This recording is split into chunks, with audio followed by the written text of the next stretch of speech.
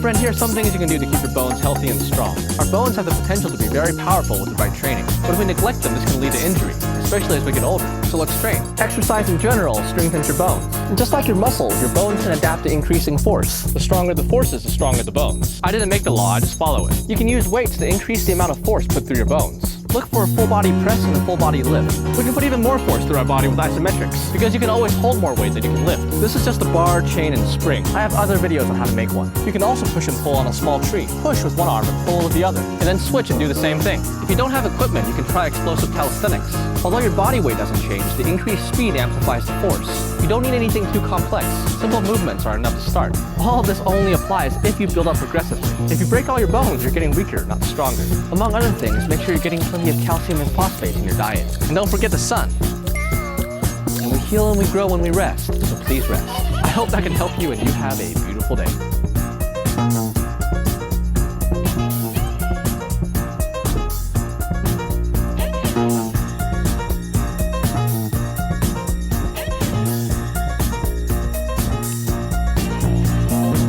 Just let me be your ladybug. 24 hours a day, I'll give you love. Just let me be your ladybug. 24 hours a day. Love you and kiss you and kiss you and hug you. Love you and kiss you and kiss you and hug you. Buzz, buzz, buzz, buzz, buzz, buzz, buzz, buzz, buzz. Hi. My name is Ladybug. Well, my name is Big B. I'm a perfect 36. Yeah. 37. Yeah. 36. Oh my goodness. Don't you love me? I love it, baby. I love it. Yeah. You can call me Barry B. Buzz, buzz, buzz, buzz. Baby, baby, baby. Buzz, buzz, buzz, buzz, buzz. Just let me be your ladybug. 24 hours a day, I'll give you love. You can count on that. Just let me be your ladybug, baby. 24 hours a day. Love you and kiss you and kiss you and hug you, baby. Love you and kiss you and kiss you and hug you. Yeah. Gee whiz. Yeah, baby. You fly fast. Yeah.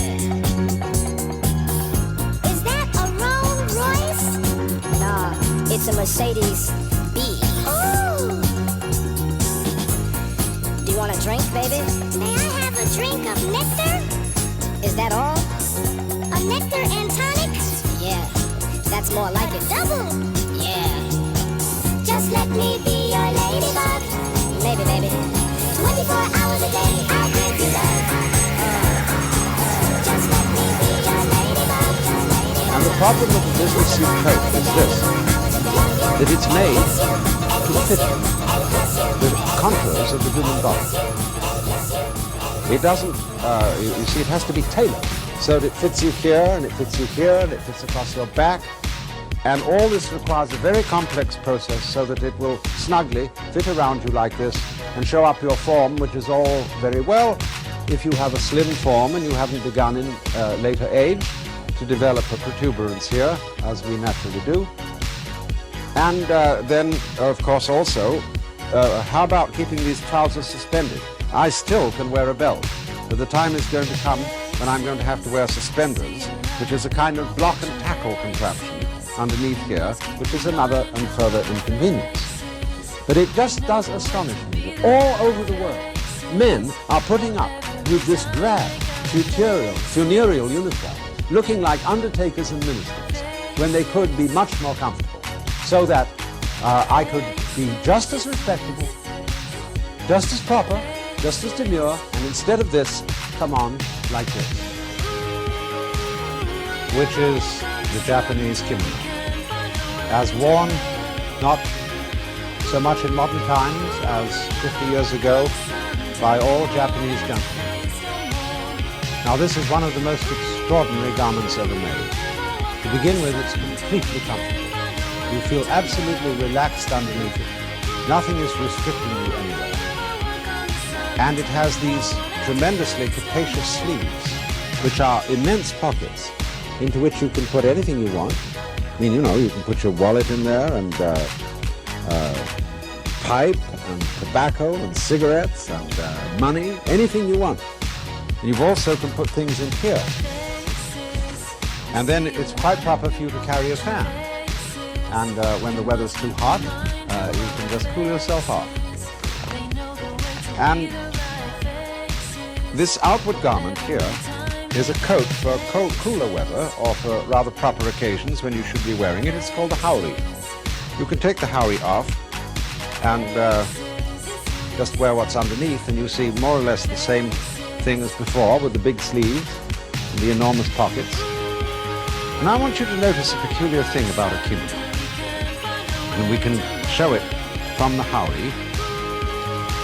And that is that it's entirely cut from rectangular pieces of cloth. You see? The cloth has not been shaped to fit the human body. Cloth is naturally rectangular because of its being woven material with a perpendicular warp and a horizontal woof. And so cloth, of its own accord, comes out in rectangles. Now, in designing this form of clothes, we do not alter the rectangular nature of the cloth. We do not attempt to shape it in any other way so as to force it to fit the curves of the human body. But if we honor the nature of cloth in that way and respect its nature, curiously enough, it respects our nature. Because if you hang rectangular cloth upon you, it falls in folds, which give you a kind of natural dignity. When you shape the cloth to you, you begin to look more and more like a monkey. But when you allow the cloth to hang upon you and follow its own nature, you look more and more like a prince. So this is the essential principle of Japanese clothing. Now, the Japanese, as I said, have been abandoning this clothing, and I asked one of them why. Well, the first thing he said is, it's impossible to run for a bus in a kimono. And that's perfectly true. You cannot run in this garment. You have to walk at a dignified pace. And I think that's very good for us. I don't think any self-respecting person should ever run for a bus. That we need, above all things, to slow down and get ourselves to amble through life instead of to rush through it. And therefore I consider that this garment, commonly worn by men, would have an enormously beneficent effect on American civilization. We should be much more comfortable, much more at ease, much more dignified. I wear one all the time, not quite as formal as this, but I always wear a kimono around my home. And next I'm going to show you the exact style of kimono that I would wear for normal purposes of relaxation. And that is called the yukata. It is a cotton kimono, which the Japanese businessman who would have worn the clothes that I was just showing you would don when he gets home. He takes a very hot bath in an enormous tub where practically all the family can sit together. It's a wonderful institution. That's the first thing you do when you get back from work. You don't wash inside the tub. You wash outside the tub by taking a bucket and sloshing yourself with water from the tub. And then you soap yourself and rinse off. And then you go and sit in the bath, and the steam rises all around you, and you smoke cigarettes and chat with all the family. And that's the greatest kind of bath in the world. And then back you get afterwards into your yukata, and in this it is perfectly permissible to go out strolling in the streets in the evening. This, of course, is a warm weather yukata made of cotton. There is a cold weather yukata which is different. It's called a tanzen, and it's made very often of silk and is padded. But this light garment has exactly the same principles as the other kimono I showed you, because it has still the same big pocket sleeves and still the possibility of sticking things inside here. Now then, also, you can wear it too with the same sash that you wear with the kimono. This is called an obi. There are men's obi, which are made with tie-dye ornamentations on the end, and women's obi, which are much more stiff and made of very, very heavy silk, and they're not nearly as comfortable to wear. But again, you see, this is an absolutely perfectly relaxed dress for men. And I myself since I am a writer and do most of my work at home, I wear one of these almost all of the time, because it is not constricting and because of the extreme convenience of its pockets. And if I stand up, I show you how the sash fastens in a sort of elegant bow at the back. And you may think that that, along with the absence of pants, is a little bit effeminate.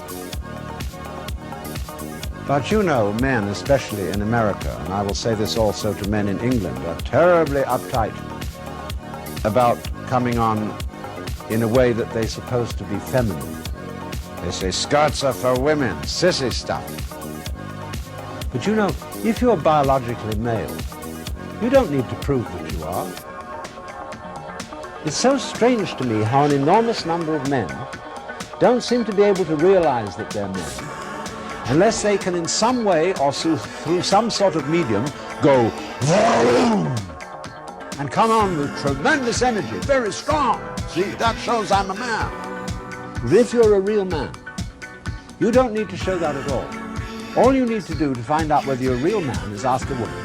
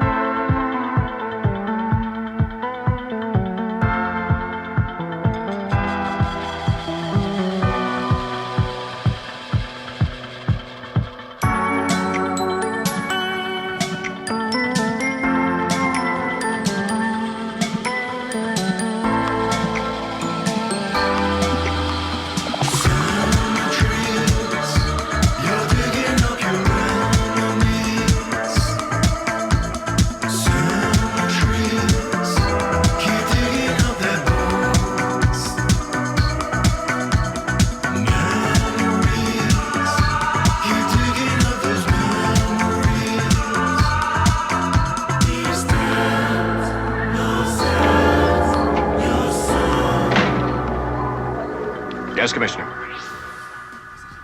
Mr. Freeze wants what? Hello?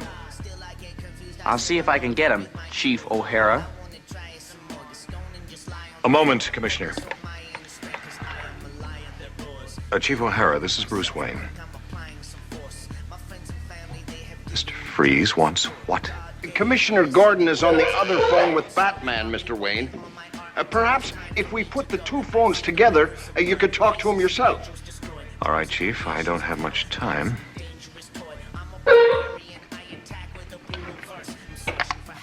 Batman? Yes, Mr. Wayne.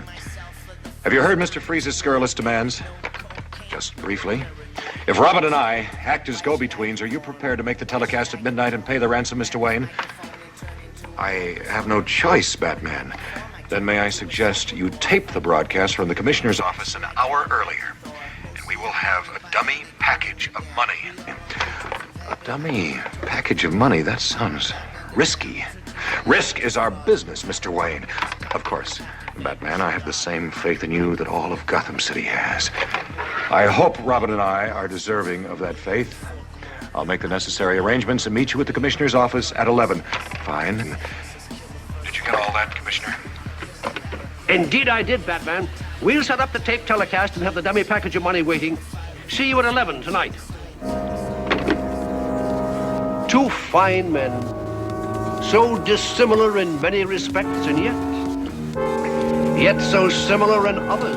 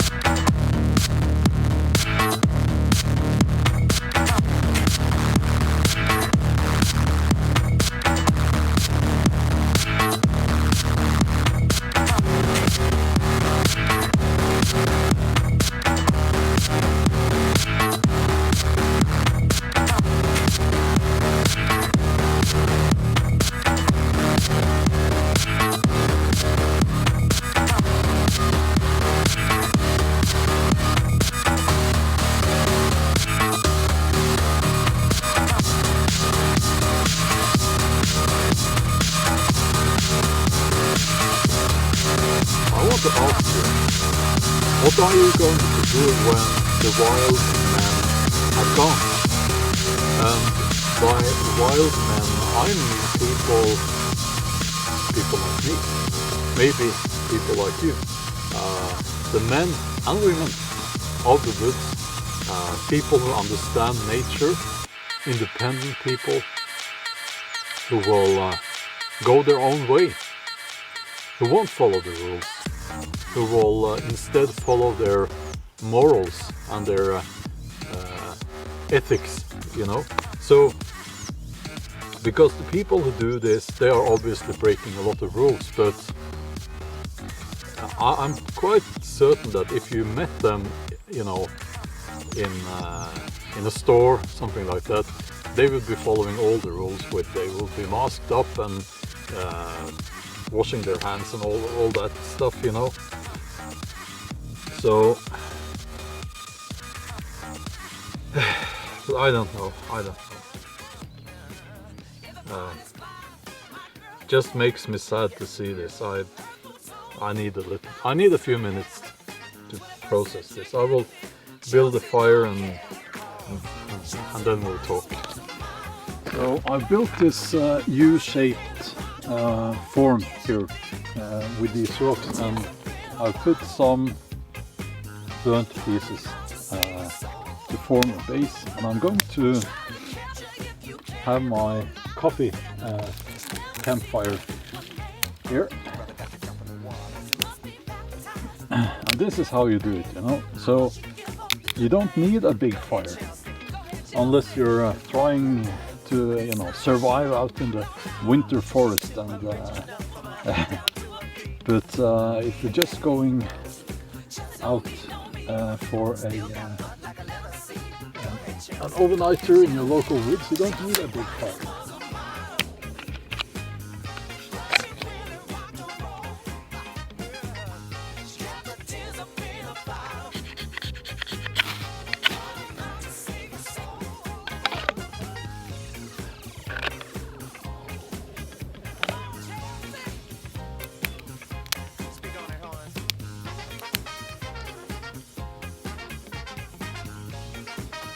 Now we'll have a wonderful little campfire, and we can put the kettle on top here.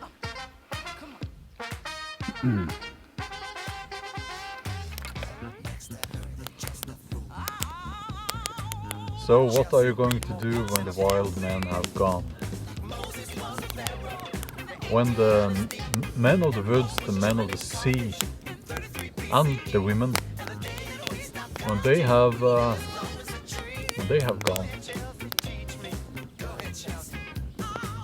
what are you left with? When all the independent ones have left because they couldn't stand this combination of more and more rules and regulations and things like this. People just being irresponsible and idiots. People being destructive. You know, it's that combination that really gets to me.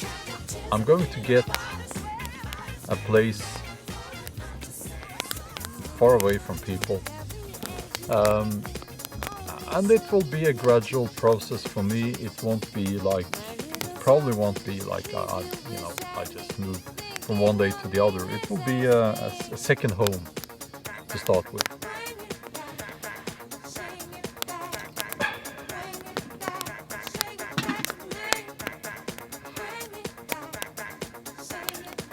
Because I can't stand this. I can't stand this anymore. It gets to me, you know. I'm not talking about this so much. I'm talking about all these rules and regulations and how people really don't know what they're talking about. Now, I'm talking about politicians here, you know. And how they have now decided that they will decide how you're going to live. I'm not okay with that. I have always been, I guess you could call me a rule breaker,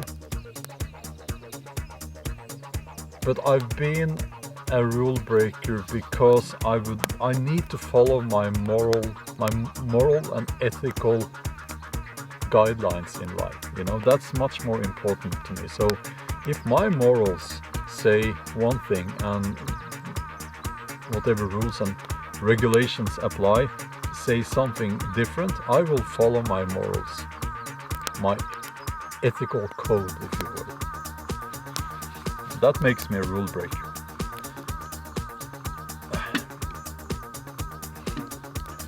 Let's see here.